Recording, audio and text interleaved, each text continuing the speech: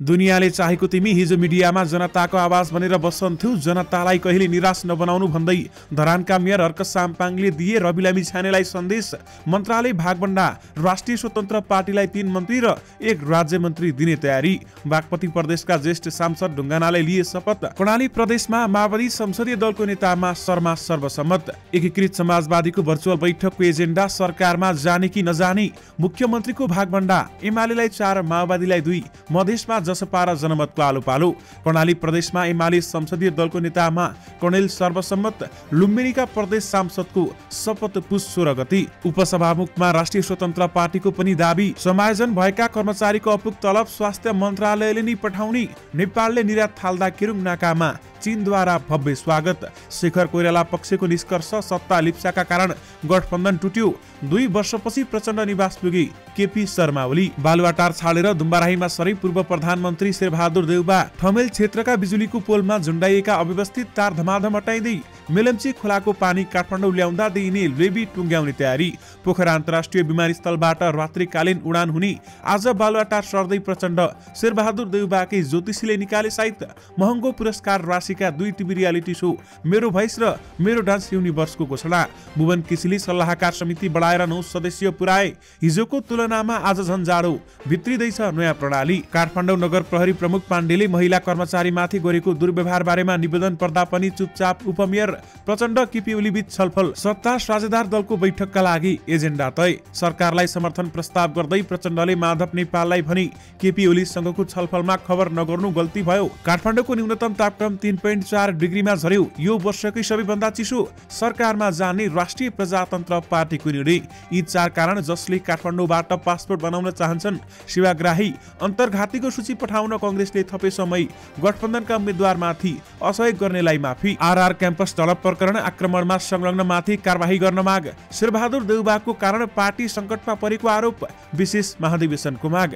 जाँदा जाँदै बालकृष्ण खाँडले गरे 4 जिल्लाका सिडिओ सरुवा। स्वास्थ्य बीमा रकम प्राप्त गर्ने पहिलो कलाकार बने रामचन्द्र अधिकारी। माधव नेपाललाई प्रधानमन्त्री प्रचण्डको प्रस्ताव, तपाई पनि सरकारमा आउनुस्। आरआर क्याम्पसमा खुकुरी हानियो। अनिराश्र बियुका 4 कार्यकर्ता घाइते। अमेरिकामा हिमादीमा परि 62 जनाको मृत्यु। दर्शक महानुभावहरू नमस्कार। स्मार्ट खबरको न्यूज अपडेटमा यहाँहरूलाई हार्दिक स्वागत छ। म आर्यन न्युपानी। सदाको चाहिँ आज पनि हामी उपस्थित भइसकेका छौं। आजका खबरहरू एकदमै धेरै महत्त्वपूर्ण भएकाले भिडियोलाई अन्तिमसम्म हेर्नुहोला अनि हाम्रो मेहनतका लागि यो भिडियोमा एउटा लाइक अवश्य गर्नुहोला। दर्शक महानुभावहरू पलपलको न्यूज अपडेटका लागि हाम्रो च्यानललाई सब्स्क्राइब गरी नजिकै आउने बेल आइकनलाई क्लिक गर्नुहोला। आउनुहोस् दर्शक महानुभावहरू आज दिनभरिका मुख्य खबर सुरु गरौं राष्ट्रिय स्वतन्त्र पार्टीको प्रसंगबाट। मन्त्रालय बाँडफाँडका लागि बोलाइएको सत्ता साझेदार दलको बैठक स्थगित भएको छ। तयारी नपुगेकाले बैठक स्थगित भएको नेताहरूले बताएका छन्। प्रधानमन्त्री पुष्पकमल दाहाल प्रचण्डले आज बिहान एमाले अध्यक्ष केपी शर्मा ओली, एकीकृत समाजवादीका अध्यक्ष माधव कुमार नेपाल र जनता समाजवादी पार्टीका अध्यक्ष उपेन्द्र यादवलाई छुट्टा छुट्टै भेट गरेका थिए। एक नेताका अनुसार मन्त्रालय भागभण्डाको प्रारम्भिक खाका बनेको छ, जस अनुसार गठबन्धनको सबभन्दा ठूलो दल एमालेले 9 देखि 10 वटा मन्त्रालय पाउन सक्छ। यद्यपि एमालेको दाबी भने 12 वटा छ। उसले अर्थ मन्त्रालय लिइसकेको छ। मन्त्रालय नटुङ्गिएका कारण एमालेबाट मन्त्री भएका 3 जनाले मन्त्रालय पाएका छैनन्। यस्तै 7 मन्त्रालय दाबी गरेको माओवादीले 5 वटा पाउने सम्भावना छ। माओवादीका वरिष्ठ उपाध्यक्ष नारायण काजी श्रेष्ठ उपप्रधान तथा भौतिक पूर्वाधार मन्त्री समेत भइसकेका छन्। त्यसैगरी दर्शक महानुभावहरू राष्ट्रिय स्वतन्त्र पार्टीलाई 3 मन्त्री र 1 राज्य मन्त्री दिने तयारी गरिएको छ। राष्ट्रिय स्वतन्त्र पार्टीका सभापति रवि लामिछाने उपप्रधान तथा गृहमन्त्री भइसकेका छन् र राष्ट्रिय स्वतन्त्र पार्टीको दाबी 5 वटा मन्त्रालयमा रहेको छ। नेपाली कांग्रेसका सभापति तथा पूर्व प्रधानमन्त्री शेरबहादुर देउबा भाडाको घरमा सरेका छन्। प्रधानमन्त्रीबाट पदमुक्त भएपछि उनी बालाटार छाडेर दुम्बाराही स्थित भाडाको घरमा सरेका हुन्। बुढानीलकण्ठ स्थित देउबाको निवासमा हाल निर्माण कार्य भइरहेकाले उनी भाडाको घरमा सरेको उनको सचिवालयले जनाएको छ। बुढानीलकण्ठको घर निर्माण सकिन 3-4 महिना नै लाग्छ। निजी निवासमा सर्न अहिले सम्भव छैन। अहिलेको लागि भाडाको घर खोजिएको भन्दै शेरबहादुर देउबाका एक सहयोगीले भनेका छन्। प्रधानमन्त्री पुष्पकमल दाहाल प्रचण्डले आज नै बालुवाटार सर्ने तयारी गरेका छन्। निवर्तमान प्रधानमन्त्री शेरबहादुर देउवाले आज बालुवाटार छोडेर दुम्बाराई सरेपछि प्रचण्डले सर्ने तयारी गरेका हुन्। प्रचण्डको परिवारबाट आफूलाई बालुवाटार प्रवेशको साइत जुराउन आग्रह भए बमोजिम साँझ 5 बजेको समय तोकिएको ज्योतिषी टीकाराम घिमिरेले बताएका थिए। उनले यसअघि निवर्तमान प्रधानमन्त्री शेरबहादुर देउवाका लागि पनि ज्योतिषी भएर काम गरिसकेका छन्। प्रचण्ड सचिवालय स्रोतका अनुसार बालुवाटारमा आज साँझ सर्ने तयारी छ। बालुवाटार निवासमा महँगा सरसामान खरिद नगर्न प्रचण्डले यसअघि नै निर्देशन दिइसकेका छन्। काठमाडौँ महानगरपालिकाका नगर प्रहरी प्रमुख राजुनाथ पाण्डेले आफूलाई दुर्व्यवहार गरेको भन्दै निवेदन दिएकी कर्मचारीले 1 महिना बितिसक्दा पनि न्याय पाएकी छैनन्। नगर प्रहरीको हवलदार पदमा कार्यरत गंगा उप्रेतीले गत मङ्सिर 9 गते प्रहरी प्रशासकीय अधिकृत वसन्त अधिकारी र त्यसको केही समयपछि उपमेयर सुनिता डङ्गोल समक्ष निवेदन दिएकी थिइन्। तर उनीहरूले पाण्डेमाथि कुनै पनि कारबाही अघि बढाएका छैनन्। न मेयर बालेन शाहले कुनै कदम चालेका छन्। न्यायिक समिति संयोजक समेत रहेकी उपमेयर डङ्गोललाई यो विषयमा कारबाही चलाउने अधिकार छ। उनी भने आफूका निवेदन नै नपरेको भन्दै पन्सिएकी छन्। उनी भन्छन्, हो बाहिरबाट मैले मिडियाबाट यस्तो कुरा सुने तर मखा निवेदन नै परेको छैन। पीडितले निवेदन नदिएसम्म मैले के गर्ने हो र? निवेदन पर्नु पर्यो नि त, डङ्गोलले हामीसँग भनिन्। गंगालाई पाण्डेले अपशब्द बोल्नेदेखि मानसिक तनाव दिने गरेको कुरा सार्वजनिक भएको 2 साता हुन लाग्यो। महानगरका एक अर्का कर्मचारीले पनि पाण्डेले गंगामाथि दुर्व्यवहार गरेको पुष्टि गरेका छन्। दर्शक महानुभावहरू, यस बारेमा तपाईहरुको धारणा के छ? हामीलाई यो भिडियोको कमेन्ट बक्स मार्फत बताउन पनि नबिर्सनुहोला। प्रधानमन्त्री पुष्पकमल दाहाल प्रचण्ड र नेकपा एमालेका अध्यक्ष केपी शर्मा ओली बीचको छलफलले बिहीबार बस्ने सत्ता साझेदार दलको बैठकका लागि एजेन्डा तय गरेको छ। खुमलटार स्थित प्रधानमन्त्री प्रचण्डको निजी निवासमा भएको छलफलमा बिहीबारको बैठकका लागि एजेन्डा तय भएको प्रधानमन्त्री प्रचण्डका प्रमुख स्वकीय सचिव रमेश मल्लले जानकारी दिनुभएको छ। केपी ओली 2 वर्षपछि प्रचण्ड निवास पुगेका हुन्। राष्ट्रिय प्रजातन्त्र पार्टी राप्रपाले सरकारमा जाने निर्णय गरेको छ। आज बसेको केन्द्रीय कार्य सम्पादन समितिको बैठकले पार्टी सरकारमा जाने निर्णय गरेको हो। दर्शक महानुभावहरू, पहिला राष्ट्रिय प्रजातन्त्र पार्टीले सरकारमा नजाने बताएको थियो। यद्यपि बैठक बसेर निर्णय गरिसकेपछि राष्ट्रिय प्रजातन्त्र पार्टीका अध्यक्ष राजेन्द्र लिङदेनले सरकारमा जाने बताएका छन्। नेपाली कांग्रेसले प्रदेश र प्रतिनिधि सभा निर्वाचनमा पार्टीका उम्मेद्वारहरूलाई अन्तर्घात गरेका नेता कार्यकर्ताको सूची पठाउन माघ 15 गतेसम्मका लागि समय थपेको छ। पार्टीका उम्मेद्वार विरुद्ध अन्तर्घात गरी असहयोग गरेका उजुरीका सन्दर्भमा आवश्यक निर्णय गरी केन्द्रमा पठाउन कांग्रेस केन्द्रीय अनुशासन समितिले आज निर्देशन दिएको हो भने समितिले यसअघि 15 पुसभित्र सूची पठाउन प्रदेश र जिल्ला समितिलाई परिपत्र गरेको थियो। यद्यपि अन्तर्घातको सूची पठाउन कांग्रेसले समय थप गरेको छ भने गठबन्धनका उम्मेद्वारमाथि असहयोग गर्नेलाई माफी दिइएको छ। दर्शक महानुभावहरू, धरानका मेयर हर्क साम्पाङले गृहमन्त्री रवि लामिछानेलाई ठूलो सन्देश दिएका छन्। उनले भनेका छन्, दुनियाँले चाहेको तिमी हिजो मिडियामा जनताको आवाज बनेर बसन्थ्यौ, अब तिम्रो हातमा आएको छ। व्यथिति विरुद्ध कारबाही गर्ने अधिकार, जनतालाई कहिले निराश नबनाउनु भन्दै धरानका मेयर हर्क साम्पाङले रवि लामिछानेलाई यस्तो सन्देश दिएका छन्। दर्शक महानुभावहरू, सामाजिक सञ्जालमा हर्क साम्पाङ केही न केही लेखिरहने मेयरमा पर्छन् भने उनले सामाजिक सञ्जाल मार्फत विभिन्न व्यक्तिहरूलाई सन्देश पनि दिएका छन्। यद्यपि रवि लामिछानेलाई जनताको पक्षमा सधैँ काम गर्नु भन्दै हर्क साम्पाङले सन्देश दिएका हुन्। काठमाडौँको प्रदर्शनी मार्ग स्थित रत्न राज्य लक्ष्मी आरआर क्याम्पसमा खुकुरी हानाहान भएको छ। आज बिहान नेकपा एमाले निकट अनेरासो बियुका नेता सहित 4 जनामाथि खुकुरी हानिएको हो। अनेरासो बियुको क्याम्पस कमिटिका अध्यक्ष मदन भण्डारी सहितलाई क्याम्पसमै प्रवेश गरी काभ्रेका युवाहरूले खुकुरी हानेको हो। खुकुरी प्रहारबाट अनेरासो बियुको क्याम्पस कमिटिका अध्यक्ष भण्डारी, उपाध्यक्ष लोकेश खड्का र अरू 2 जना विद्यार्थी घाइते भएका छन्। अनेरासो बियुका नेता सौगात सेन ढकालका अनुसार खुकुरी प्रहारबाट घाइते रहेका विद्यार्थी नेताहरूको उपचार हुँदैछ भने प्रहरीका अनुसार खुकुरी हान्ने समूह पनि एमाले निकटकै हो। खुकुरी हान्ने समूहका 1 जना जनप्रतिनिधि रहेको समेत खुलेको छ। रसातमा प्रदर्शनी मार्ग स्थित रत्न राज्य क्याम्पस आरआरमा विद्यार्थीमाथि भएको आक्रमणको घटनामा संलग्नमाथि कारबाहीको माग गरिएको छ। अनेरासो बियुको अध्यक्ष सुनिता बरालले आज जारी गरेको विज्ञप्तिमा क्याम्पस अध्यापन भइरहेको समयमा अराजक समूहले विद्यार्थीहरूको बीचमा रहेका अनेरासो बियुका नेता कार्यकर्ताहरूमाथि सांघातिक आक्रमण गरेको समेत जनाएकी छन् र उनीहरूलाई कारबाही गर्नुपर्ने माग गरिएको छ। काठमाडौँ उपत्यकाको न्यूनतम तापक्रम यो वर्षकै कम देखिएको छ। मौसम पूर्वानुमान महाशाखाका मौसमविद अनुसार आज बिहान 4:45 बजेको मापन अनुसार उपत्यकाको तापक्रम 3.4 डिग्री सेल्सियस देखिएको छ। मौसमविद राजु प्रधानाङ्गका अनुसार हिजो मंगलबार साँझ 4:45 बजेको मापन अनुसार उपत्यकाको न्यूनतम तापक्रम 3.8 डिग्री सेल्सियस देखिएको छ। यानि कि काठमाडौँको न्यूनतम तापक्रम 3.4 डिग्रीमा झरेको छ भने यो वर्षकै चिसो बढेको छ। प्रधानमन्त्री पुष्पकमल दाहाल प्रचण्डले सरकारलाई समर्थन गर्न नेकपा एकीकृत समाजवादीका अध्यक्ष माधव कुमार नेपाललाई प्रस्ताव गरेका छन्। प्रधानमन्त्री प्रचण्डले बुधबार बिहान अध्यक्ष नेपालसँग भेट गर्दै सरकारलाई समर्थन गर्न आग्रह गरेका हुन् भने भेटमा प्रचण्डले गत पुस 10 गते बालाटारबाट बाहिरिने क्रममा नेकपा एमालेका अध्यक्ष केपी शर्मा ओलीको बालकोट स्थित निवासको छलफलमा जाउँ नभन्नु आफ्नो गल्ती भएको बताएका छन्। आजको भेटमा पनि अध्यक्ष नेपालले बालकोट जाँदा आफूसँग छलफल नगरिएकोमा गुनासो गरेका थिए र प्रचण्डजीलाई मैले ओलीसँग छलफलमा जाउँ भन्ने तर निस्कने बेलामा खबर नगर्ने यो रवैयाबाट म असन्तुष्ट छु भने अध्यक्ष माधव कुमार नेपालले प्रचण्डसँगको भेटवार्ताका कुरा हामीसँग सुनाउँदै भने हतारमा भन्न पाइएन, यसमा मेरो गल्ती भयो भनेर प्रचण्डले भन्नुभयो भन्दै उहाँले बताउनु भएको छ। चलचित्र विकास बोर्डको सल्लाहकार समिति सदस्य संख्या 9 पुगेको छ। अध्यक्ष भुवन केसीले आज चलचित्र संघबाट थप 2 जना सल्लाहकार नियुक्त गरेका छन्।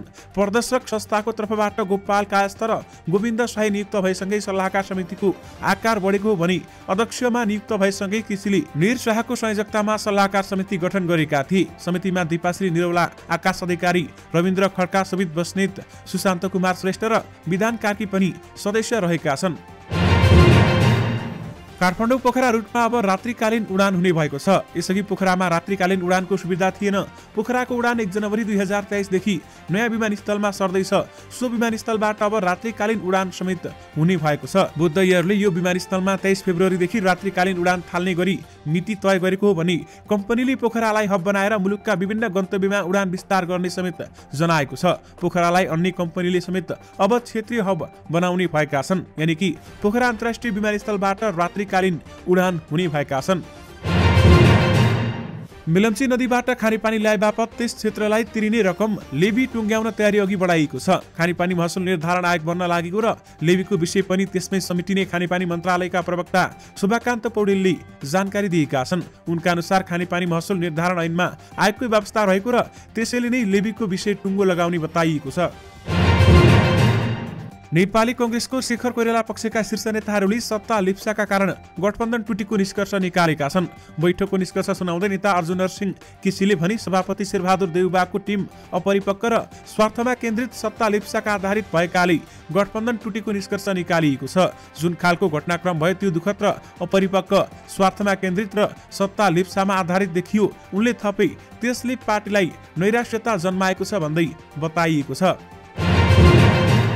बागमती प्रदेशका ज्येष्ठ सांसद रामप्रसाद ढुङ्गानाले पद तथा गोपनीयताको शपथ लिएका छन्। बागमती प्रदेशका 110 सांसद मध्ये ज्येष्ठ सदस्यका आधारमा उनलाई प्रदेश प्रमुख यादव चन्द्र शर्माले आज प्रदेश प्रमुखको कार्यालयमा शपथ गराएका हुन्। ढुङ्गाना नेकपा माओवादी केन्द्रका तर्फबाट नुवाकोट निर्वाचन क्षेत्र 2-1बाट प्रदेश सभा सदस्यमा निर्वाचित भएका थिए। सरकारमा जाने वा नजाने बारेमा सुझाव लिन नेकपा एकीकृत समाजवादीको भर्चुअल बैठक सुरु भएको छ। केन्द्रीय सदस्य र जिल्ला अध्यक्षहरू समेत अनलाइन मार्फत बैठकमा जोडिएका छन्। पार्टी कार्यालयमा अध्यक्ष माधव कुमार नेपाल सहितका नेताहरूको उपस्थिति छ भने पार्टीमा सबैको राय बुझेर निर्णय लिने तयारीमा माधव नेपाल रहेका छन्। सत्ता साझेदार दलहरू बीच प्रदेश सरकारको नेतृत्वको भागभण्डा बारेमा छलफल सुरु भएको छ। सरकारको नेतृत्व गरेको दल माओवादी केन्द्रका नेताहरू एमालेलाई 4वटा प्रदेशको मुख्यमन्त्री दिन तयार देखिएका छन् भने एमाले प्रदेश 1 बागमती गण्डकी र कर्णालीको मुख्यमन्त्री पाउने सम्भावना छ। यद्यपि प्रदेश 1 को मुख्यमन्त्रीमा माओवादीको पनि दाबी छ। माओवादीको प्रदेश कमिटीले मुख्यमन्त्रीमा दाबी गर्दै वार्ता समिति नै बनाएको छ। दर्शक महानुभावहरू, मुख्यमन्त्रीको भागभण्डामा एमालेलाई 4, माओवादीलाई 2, मधेसमा जसपा र जनमतको आलो पालो हुन सक्ने देखिएको छ। राष्ट्रिय स्वतन्त्र पार्टी राष्ट्रपाले उपसभामुख पदमा पनि दाबी गरेको छ। पुष्पकमल दाहाल प्रचण्ड नेतृत्वको सरकार निर्माणमा निर्णायक रहेको राष्ट्रिय स्वतन्त्र पार्टीका सभापति रवि लामिछाने उप प्रधानमन्त्री तथा गृहमन्त्री भइसकेका छन् भने उपसभापति, उपसभामुख र मन्त्रालय बाँडफाँड बारेमा छलफल गर्न बुधबार दिउँसो 2 बजे सत्तारूढ दलहरूको बैठक समेत बोलाइएको थियो। उक्त बैठकमा उपसभामुखमा राष्ट्रिय स्वतन्त्र पार्टीले दाबी गरेको छ।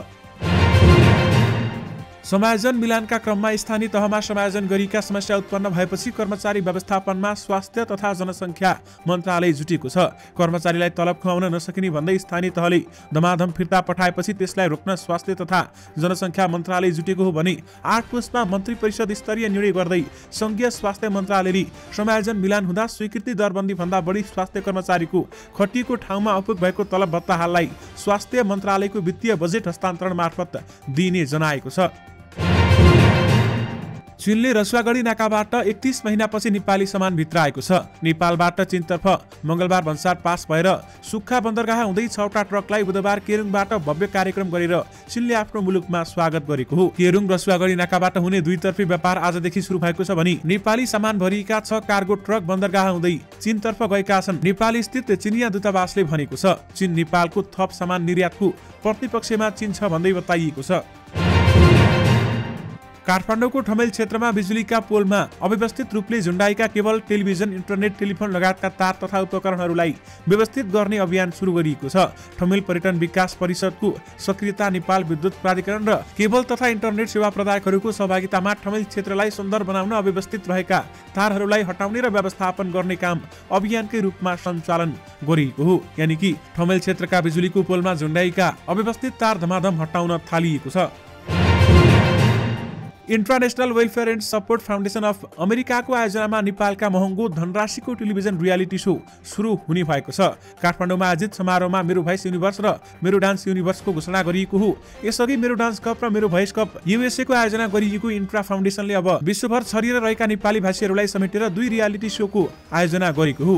16 वर्षमाथिका नेपाली भाषीले यो प्रतियोगितामा भाग लिन पाउने आयोजकले जनाएको छ भने सहभागी हुन चाहनेले फाउन्डेसनको एप डाउनलोड गरेर आवेदन दिन सक्नेछन्। विशेष गरी महँगो पुरस्कार राशिका 2 टिभी रियालिटी शो मेरो भोइस र मेरो डान्स युनिभर्सको घोषणा गरिएको छ। दर्शक महानुभावहरू, त्रिपुरेश्वर स्थित राजधानी विभागले अर्जेन्टमा पासपोर्ट बनाउने र वितरण गर्ने काम गर्दछ। अर्जेन्टमा पासपोर्ट बनाउँदा सामान्य शुल्क भन्दा धेरै बढी शुल्क तिर्नुपर्छ। बढी शुल्क तिरेर भए पनि सेवाग्राहीहरू विभागमै आएर पासपोर्ट बनाउन चाहन्छन्, जसका कारण त्रिपुरेश्वर स्थित पासपोर्ट विभागमा सेवाग्राहीको चाप सधैँ उस्तै हुन्छ। दर्शक महानुभावहरू, आखिर के कारणले जसले काठमाडौँबाट पासपोर्ट बनाउन चाहन्छन् सेवाग्राही, आउनुस् तपाईहरुलाई यसबारेमा जानकारी दिउँ। पहिलो कारण भनेको काठमाडौँमा बसेका खर्चका कारण पनि जिल्ला जान नचाहने पहिलो कारण छ। त्यसैगरी दोस्रो कारणमा कन्सल्टेन्सी र विद्यार्थी काठमाडौँमै हुनु, कारण 3 मा वैदेशिक रोजगारीको केन्द्र काठमाडौँ हुनु, कारण 4 मा जिल्लाबाट पासपोर्ट बन्छ भन्ने कतिलाई थाहा नै छैन, त्यसकारण पनि काठमाडौँबाट पासपोर्ट बनाउन चाहन्छन्। नेपाली कांग्रेसभित्रका असन्तुष्ट नेताहरूले सभापति शेरबहादुर देउवाका कारण पार्टी गम्भीर संकटमा फस्ने दिशातर्फ अग्रसर रहेका निष्कर्ष निकालेका छन्। शेरबहादुर देउवाकै कारण पार्टीले सत्ता गुमाउने अवस्था आएको र विगतदेखि नै पार्टीभित्र विभेदकारी नीति लिँदा समस्या तपिँदै गएको उनीहरूको भनाइ रहेको छ। शेरबहादुर देउवाको विभेदकारी नीतिकै कारण आम निर्वाचनमा हस्ती नेताहरूलाई नै टिकट नदिएको असन्तुष्ट मध्येका एक नेता जगदीश्वर नरसिंह केसीले बताएका छन् भने जनताको बीचमा लोकप्रिय तर फरक विचार राखेका कारण शेरबहादुर देउवाले टिकट नदीको समेत उनको भनाइ रहेको छ। दर्शक महानुभावहरू, सबै नेताहरू शेरबहादुर देउवामाथि खनिन थालेका छन् भने देउवाकै कारण पार्टी संकटमा परेको आरोप लागेको छ। विशेष महाधिवेशनको माग पनि गरिएको छ। गृह मन्त्रालयले 4 जिल्लाका प्रमुख जिल्लाधिकारीको सरुवा गरेको छ। गृह मन्त्रीको कार्यकाल पूरा गरेर हिँड्ने बेलामा निवर्तमान गृह मन्त्री बालकृष्ण खाँडले प्रजीहरू हेरफेर गरेका हुन्। आफ्ना सुरक्षा सल्लाहकार सुनिल खनालकी पत्नी सुप्रभा ढुङ्गेलले उनको मनाङको प्रजीयमा सरुवा गरेका छन् भने गृह मन्त्रालयमा कार्यरत बसन्त भट्टराईलाई सुरुखुम्बुको सिडिओ बनाएका छन्। रसुवामा प्रकाश चन्द्र अधिकारी र बाजुरामा पुष्कर खड्कालाई सरुवा गरिएको छ। गृह मन्त्रालयका अधिकारीहरूका अनुसार मनाङका रविन्द्र आचार्यलाई काठमाडौँको सहायक प्रमुख जिल्लाधिकारी पदमा सरुवा गरिएको छ। विशिष्ट श्रेणीको परिचय पत्र प्राप्त गरेका चलचित्र कर्मीहरूलाई चलचित्र विकास बोर्डले व्यवस्था गरेको स्वास्थ्य बीमाको लाभ लिने पहिलो व्यक्ति वरिष्ठ कलाकार रामचन्द्र अधिकारी बनेका छन्। उनले दाबी गरे अनुरूप राष्ट्रिय बीमा कम्पनीले उपलब्ध गराएको 46,600 रुपियाँ बुधबार चलचित्र विकास बोर्डका अध्यक्ष भुवन केसीले उनलाई प्रदान गरेका छन्। सो कार्यक्रममा वरिष्ठ कलाकार मदन दास श्रेष्ठ, वरिष्ठ सञ्चारकर्मी तथा निर्देशक दिनेश ऋषि, चर्चित नायिका पूजा शर्मा, बोर्ड सदस्य प्रकाश भट्टराई लगायतको उपस्थिति रहेको थियो।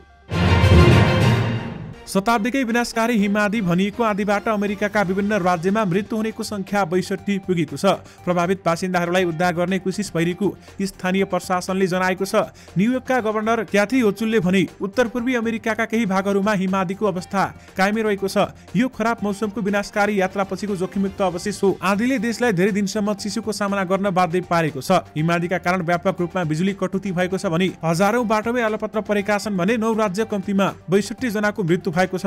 न्युयोर्क प्रशासनद्वारा सार्वजनिक गरेको तथ्याङ्कले देखाएको छ। कर्णाली प्रदेश माओवादी संसदीय दलको नेतामा राजकुमार शर्मा सर्वसम्मत चयन भएका छन्। बुधबार बसेको संसदीय दलको बैठकले रुकुम पश्चिम 2बाट निर्वाचित शर्मा दलको नेता चयन गरेको हो भने सुर्खेतका बिन्दमान विष्ट, कृष्णबहादुर जीसी र कालीकोटका दुर्गबहादुर राउत पनि दलको नेतामा आकांक्षी थिए। 4 जना आकांक्षी बीच मंगलबार भएको सहमतिको प्रयास असफल भएको थियो।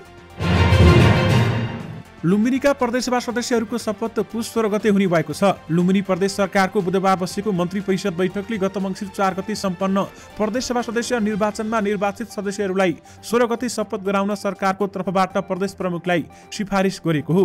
दर्शक महानुभावहरू, लुम्बिनीका प्रदेश सांसदको शपथ पुस 16 गतेका लागि बोलाइएको छ। कर्णाली प्रदेश सभा एमाले संसदीय दलको नेतामा यामलाल कणेल सर्वसम्मत चयन भएका छन्। कणेल एमालेका स्थायी कमिटी सदस्य एवं प्रदेश इन्चार्ज समेत हुन् भने संसदीय दलको नेतामा प्रदेश कमिटीका अध्यक्ष समेत रहेका विनोद कुमार शाहले पनि दावी गरेका छन्। अन्तिम समयमा शाह पछि हटेपछि कणेल सर्वसम्मत रूपमा दलको नेतामा चयन भएका हुन्। दर्शक महानुभावहरू, यो सँगै तपाईहरुमा आज दिनभरिका सबै मुख्य खबरहरू राखिसकेका छौं। फेरि पनि तपाईहरुमा नयाँ समाचारको साथमा उपस्थित हुने नै छौं। अहिलेलाई भने मलाई बिदा दिनुहोस्। नमस्कार।